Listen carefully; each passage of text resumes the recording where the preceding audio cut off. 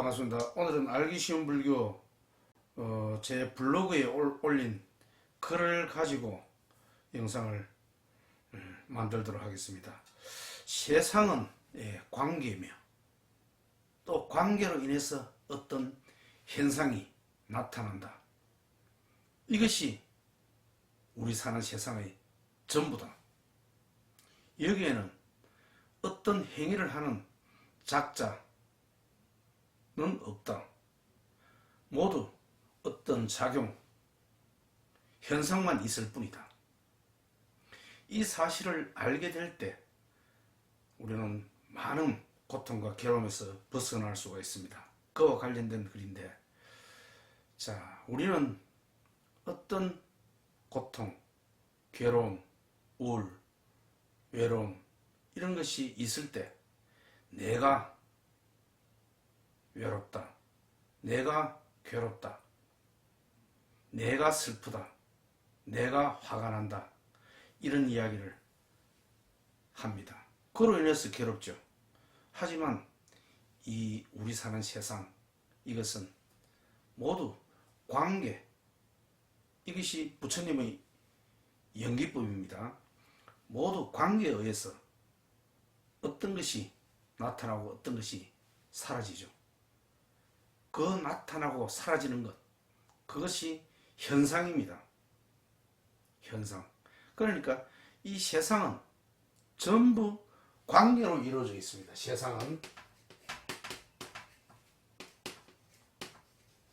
관계. 관계를 하게 되면 어떤 현상이 나타나죠. 현상. 세상은 관계로 이루어져 있으며 이 관계를 하게 되면 어떤 현상이 나타납니다. 현상. 이것이 다입니다. 우리 사는 세상의 전부입니다. 여기에 어떤 주체적인 관계를 만들어내는 어떤 작자는 없다는 것입니다. 그래서 자안경에 보면은 이런 이야기가 있죠.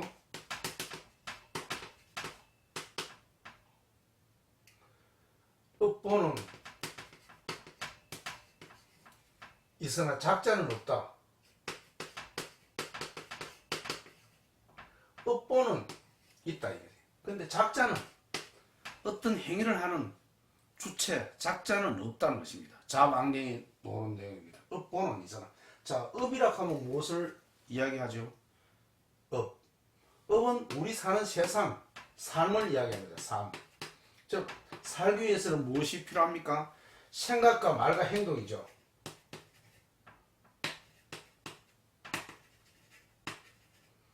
이 생각과 말과 행동으로서 우리는 이 세상을 살아갑니다. 이것이 삶이지 않습니까? 그러니까 우리가 살아가는 이 삶은 곧 불교에서 이야기하는 업입니다. 우리는 업을 지으면서 이 세상을 살아갑니다. 우리가 세상을 살아간다는 것은 전부 생각과 말과 행동으로 이 세상을 살아갑니다. 그러니까 우리가 살아간다는 것은 바로 업을 짓는다는 것입니다. 우리가 살아가는 것이, 삶이 바로 업이라는 것입니다. 그런데 이것만 있다는 것입니다. 업을 하면은, 업을 지으면 우리가 살면 어떤 현상이 나타나죠. 현상. 이것이 세상입니다.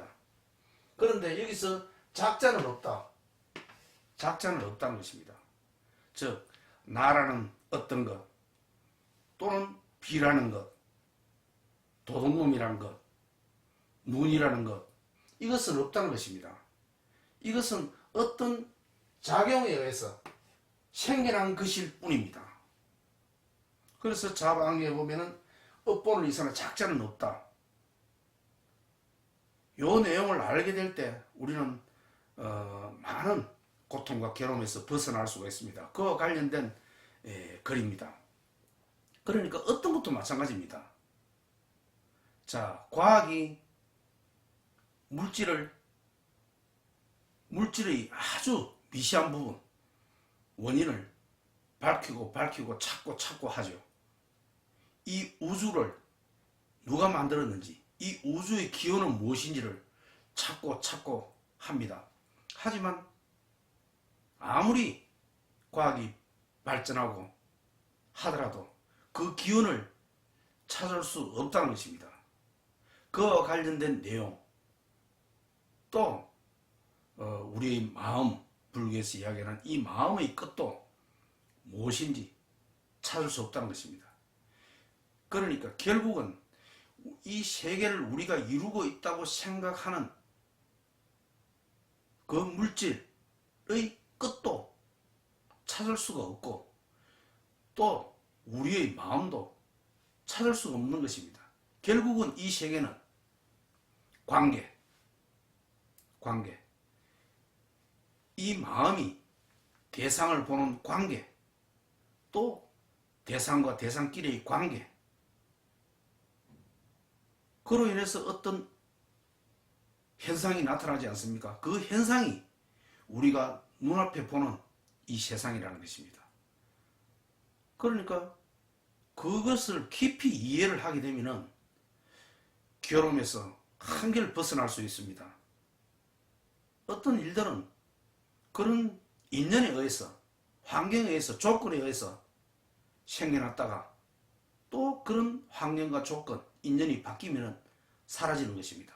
그러니까 그것을 하는 작자, 즉 괴로움을 당하는 내, 그것은 없다는 것입니다. 그런 현상만 있다는 것입니다. 현상만.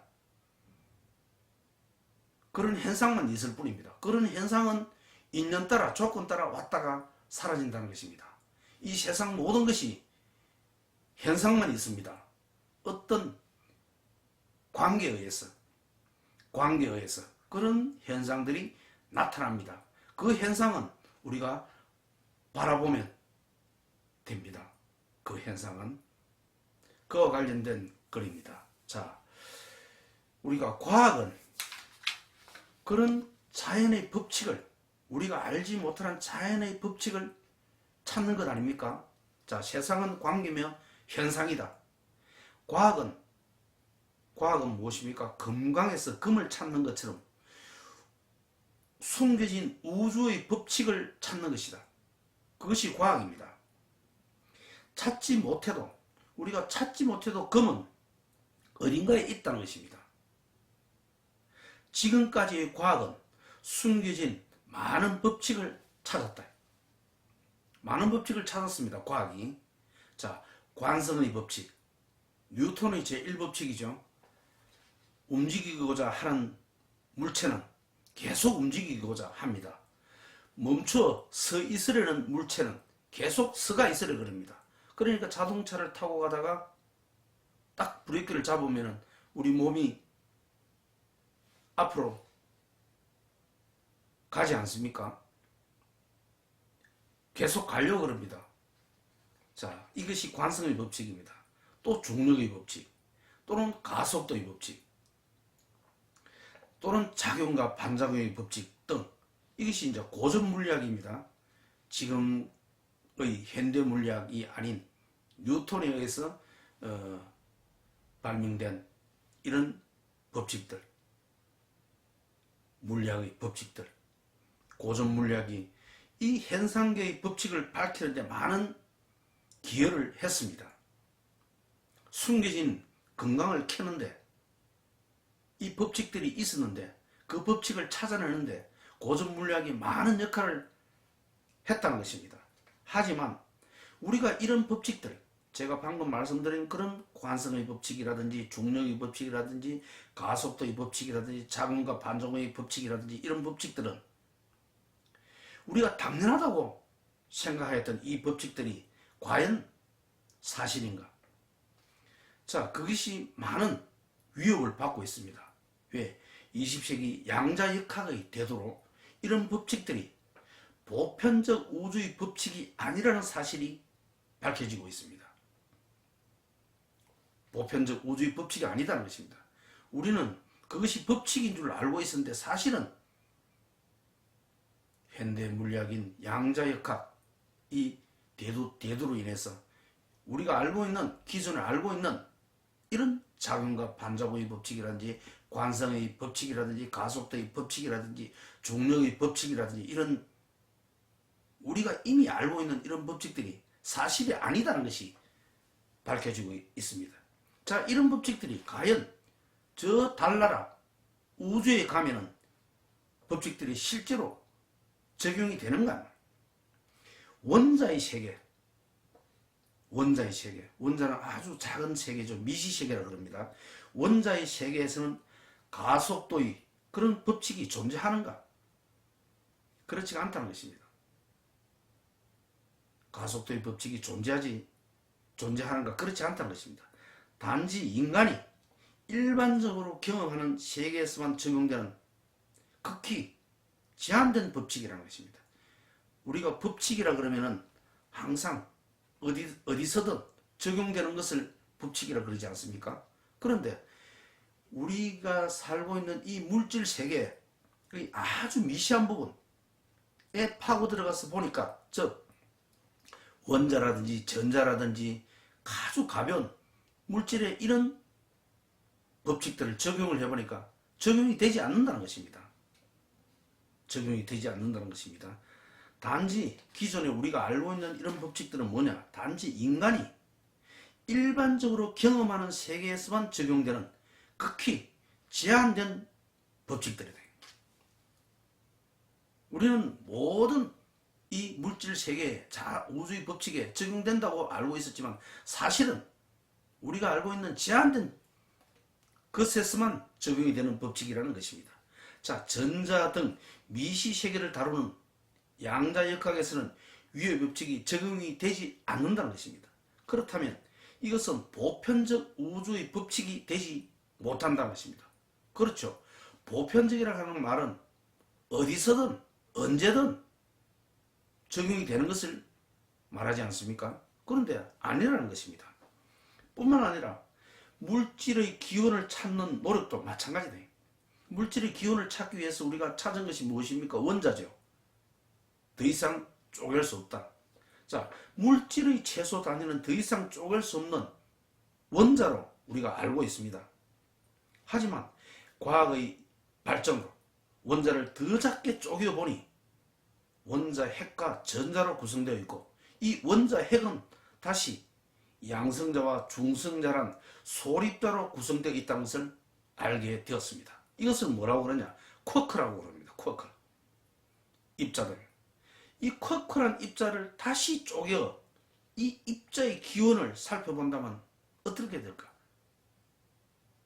자, 우리가 알고 있는 양성자와 중성자 이 쿼크 입자를 다시 쪼갠다면 쪼갤 수 있겠죠. 단지 우리 기술로 쪼갤 수 없을 뿐이지 쪼갤 수 있습니다. 어떤 것이 나오겠죠. 그것을 다시 또 쪼갠다면 그 끝을 무엇일까? 우리가 지금 현재까지는 정체되어 있습니다. 알 수 없습니다. 어떻게 될까?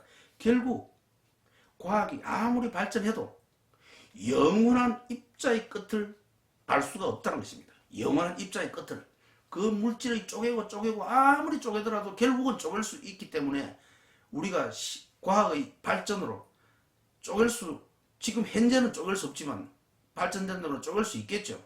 하지만 아무리 쪼개더라도 그 끝을 지금도 알 수 없는 것입니다. 그러니까 그게 뭐냐?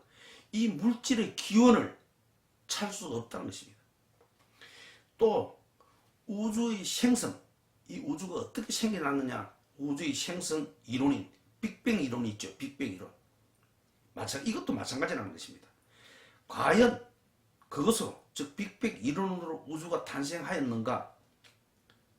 지금 현재 제한된 지식으로는 우리는 그렇게 알고 있다는 것입니다. 그 빅뱅 이론으로서 이 우주가 탄생했다고 알고 있습니다.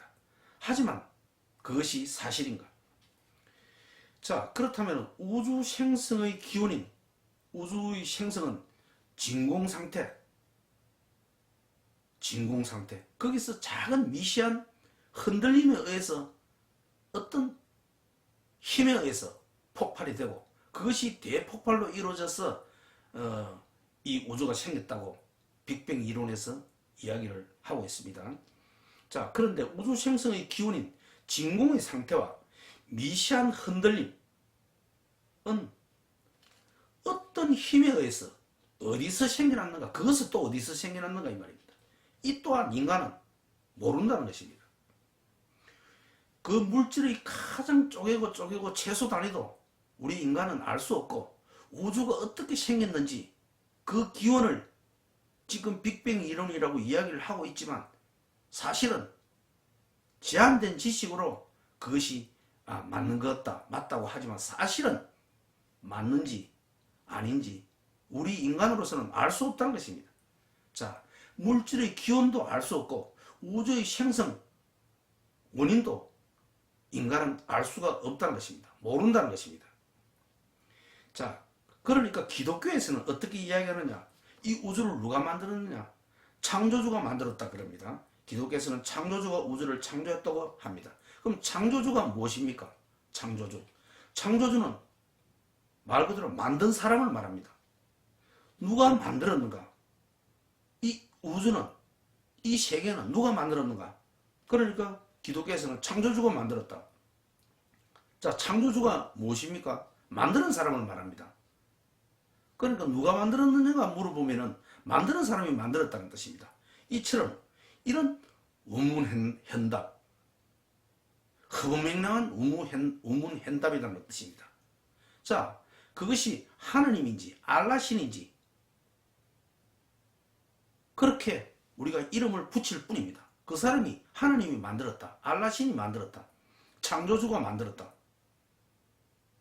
이렇게 이야기를 할 뿐입니다. 그러니까 그 말은 결국 이 우주를 누가 만들었는지, 이 세상을 누가 만들었는지, 그 세상의 기원은 무엇인지 과거에 아무리 발전하더라도 현재로서는 알 수가 없다는 것입니다. 자, 자연 현상을 관찰하여 찾아낸 이런 법칙들이 양자역학의 대도로, 그것이 우주의 보편적 법칙이 아니라는 것이 밝혀지고 있습니다. 양자역학의 대도로. 자, 우리가 이제 전자 같은 경우를 입자로 알고 있습니다. 알갱이. 전자를 입자로 알고 있는 전자가 과연 입자인가 파동인가를 확인하는 양자역학의 이중설립 실험이라는 것이 있습니다. 이중설립 실험. 그것은 뭐냐? 이중설립 실험으로 관찰에 의해서 해보니까, 관찰을 함으로써 관찰, 즉 이런 관찰에 의해서 객관, 대상자가 외부에 있는 것이 바뀐다는 사실을 알게 되었던 것입니다. 양자역학으로 관찰에 의해서 이 대상은 기존의 고전 법칙에서는 이 대상은 항상 입자이면 입자이고 파동이면 파동인 상태로 그대로 있습니다. 그것이 고전 역학이죠. 고전 법칙입니다. 고전의 과학입니다. 그대로 있습니다. 어떤 행태가 그대로 있다는 것이 외부에. 그런데 양자역학에서 보니까 그대로 있는 것이 아니라는 것입니다. 그것이 이제 전자를 아주 미시한 이제 미시세계를 관찰하는 이것이 양자역학입니다. 미시세계, 아주 가벼운 물질의 움직임을 확인하는 그 과학이 양자역학입니다. 그래서 이 전자는 우리가 일반적으로 알고 있는 이 전자는 알갱이, 즉 입자입니다. 이것이 과연 입자인지 관찰을 해보니까 파동의 성질을 가지고 있다는 것입니다. 파동은, 입자는 하나의 구멍을 한 개만 싹 통과하죠. 그것이 입자입니다. 하지만 파동은 무엇입니까? 물결처럼, 빛처럼 쓱 이렇게 전반적으로 영향을 미치면서 이렇게 퍼져나가는, 전자가 그렇다는 것입니다. 그러니까 완전히 우리가 기존에 알고 있는 이런 상식이 깨지는 것이죠. 자, 그렇게 하다 보니까 이 관찰, 정말로 그것이 맞는지 관찰, 센스를 따라서 관찰을 하다 보니까 관찰에 의해서 이 객관이 바뀐다는 사실을 알게 되었다. 자, 우리가 기존의 상식으로는 입자이면 입자인 것이고 파동이면 파동인 것이지, 관찰에 의해서 입자가 파동이 되고 파동이 입자가 된다는 것은 지금까지의 과학으로서는 도저히 이해할 수가 없다는 것입니다. 결국 주관은 우리의 센서, 저의 감각기관, 이것이 주관입니다. 이 주관이 이 객관 밖에 있는 세상을 지배한다는 것입니다. 이 객관이 밖에 있는 이 세상을 지배한다는 것입니다. 지금까지의 과학은 이 세상이 있으니 우리가 관찰을 하여 이 세상에 있는 우주의 법칙을 찾으려는 것, 그것이 고전역학입니다. 고전 물리학입니다. 세상의 법칙을 찾으려 하지만 양자역학은 관찰을 하니까 세상이 그렇게 나타난다는 것입니다. 그러니까 완전히 다르죠. 다른 시각입니다.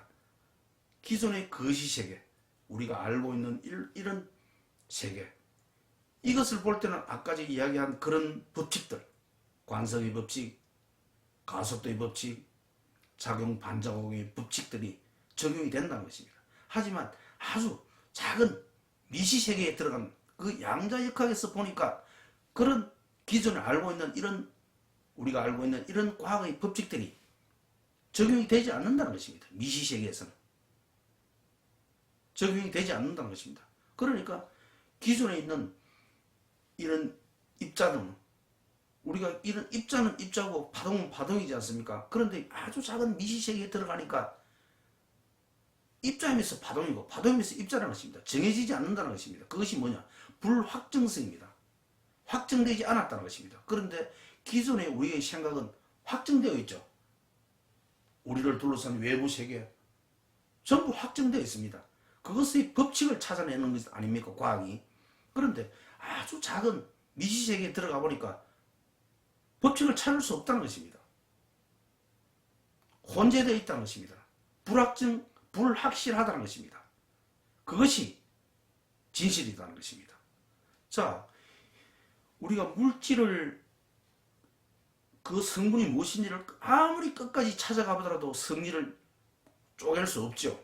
찾을 수 없습니다. 이 우주가 어떻게 생겼는지 아무리 노력하고 찾으려고 해도 어떻게 생겼는지 찾을 수가 없다는 것입니다. 모른다는 것입니다. 숭상스님이 이야기한 오직 모를 뿐입니다. 왜 그렇습니까? 이 세계는 상호간의 어떤 관계에 의해서 이 세계가 있는 것이지 어떤 고정불변한 것이 없다는 것입니다. 그래서 이 세계는 관계입니다. 오늘의 제 제목이죠. 세상은 관계라는 것입니다. 관계. 그 관계로 인해서 어떤 현상들이 나타난다. 이것이 전부입니다. 이것이 전부입니다. 이 세상은 나의 감각기관으로서 관계에 의해서 이것이 나타납니다. 관계에 의해서. 관계에 의해서. 자, 계속하도록 하겠습니다. 세상이 그렇게 즉 인식의 주체는 우리 말하죠. 감각기관 센서라든지 인식의 주체가 이것이 먼저이고 대상은, 우리가 인식을 하는 그 대상은 다음이라는 것입니다. 지금까지의 고전역학에서는 어떤 것입니까? 대상은 대상대로 그대로 이 세상에 존재하는 것입니다. 그러니까 그 대상의 법칙을 찾아내는 것이 과학 아닙니까? 그런데 방금 이야기한 여러 사항들을 볼 때 찾을 수 없다는 것입니다. 그 물질의 기원을 찾을 수 없고 우주가 어떻게 생겼는지, 생성되었는지 그 원인을 찾을 수 없다는 것입니다. 보니까 찾을 수 없다는 것입니다. 그것을 증명한 것이 요즘 대두되는 현대 물리학인 양자역학입니다. 양자역학, 아주 작은 미시세계를 쳐다보니까 기존에 우리가 알고 있는 그런 자연의 법칙들이 맞지 않다는 것입니다.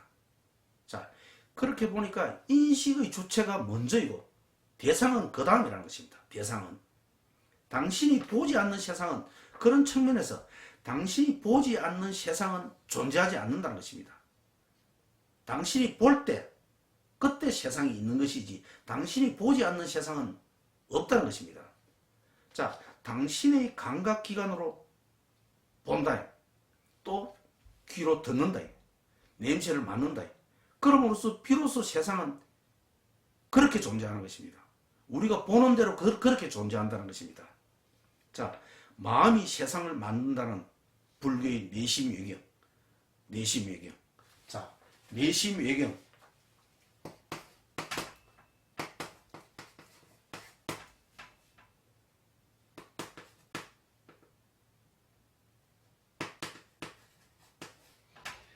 내 안에 있는 이 마음이 바깥에 경치를 만들어낸다는 것입니다. 내심 외경.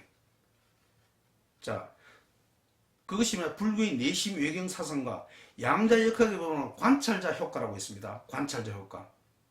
즉 관찰에 의해서 이 밖에 있는 외부의 대상이 변화된다는 것입니다. 관찰에 의해서. 그래서 결국은 양자역학의 관찰자 효과나 불교에서 이야기하는 내심 외경이나 결국 같은 말입니다. 비슷하다는 뜻입니다. 자, 마음이 세상을 만든다는 불교의 내심 외경 사상과 양자역학의 관찰자 효과는 그런 측면에서 서로 비슷하다는 것입니다. 관찰자 효과, 양자역학에서 이게 뭐냐? 우리가 빛이 입자인 줄 알고 딱 정말로 입자인지 한번 보자고 딱 관찰자 센서를 대보니까 관찰에 입자가 아닌 것입니다.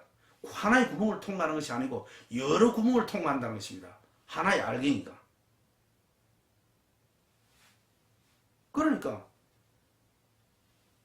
가만히 있을 때는, 관찰을 하지 않을 때는 그 전자가 하나의 구멍만 통과합니다. 관찰을 하면은 그 전자가 여러 파동의 성질을 뒤에 있는 벽에 그림을 그린다는 것입니다.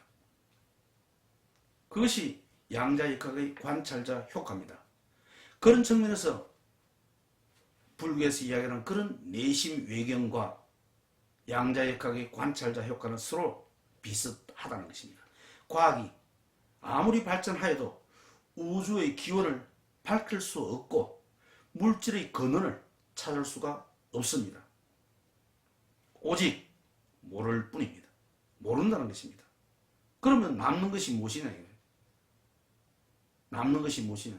그것은 오늘 이야기한 관계입니다. 관계.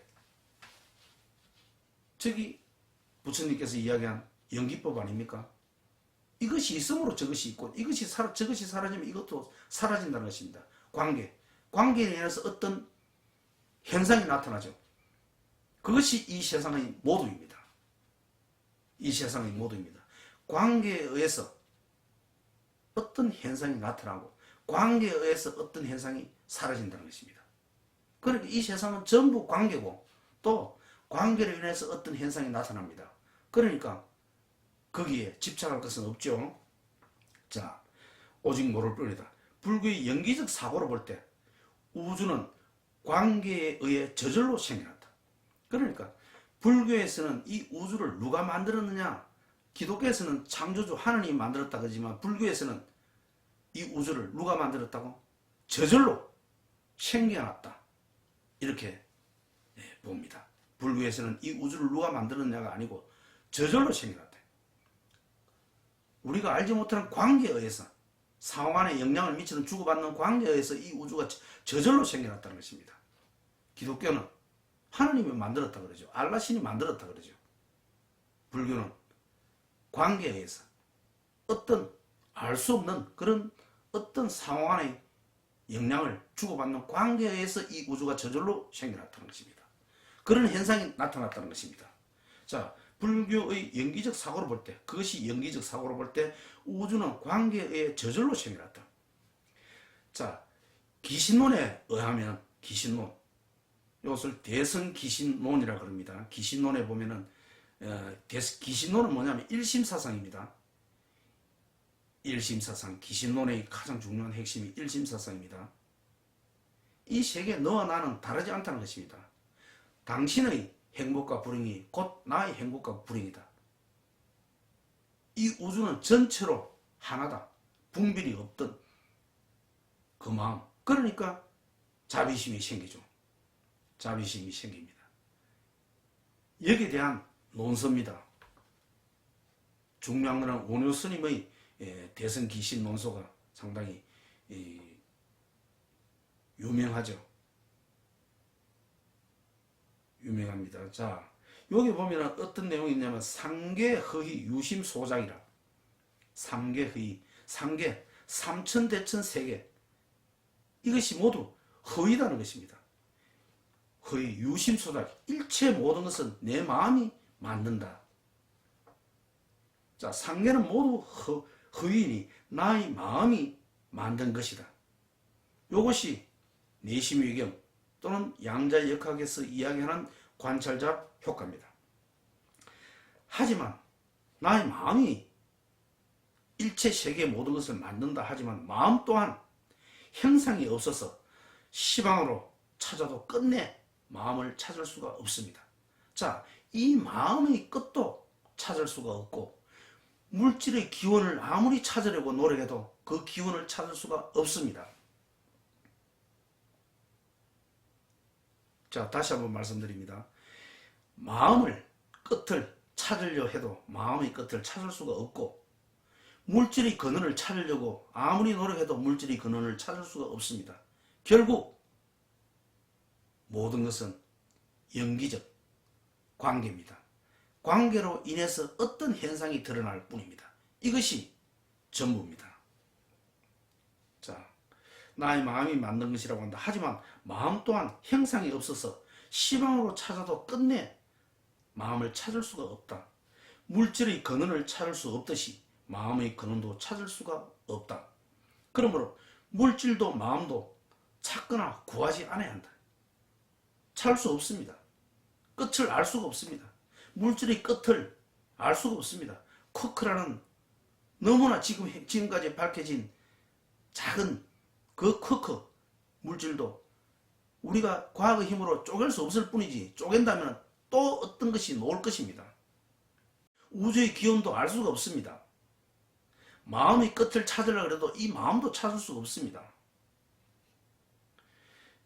그러니까 세상은 어떠냐? 관계로 생겨났다. 세상은 관계로 생겨났으며 생겨난 현상만 찰나로 존재한다. 그 현상도 관계로 생겨난 그 현상도 어떻게 존재한다고요?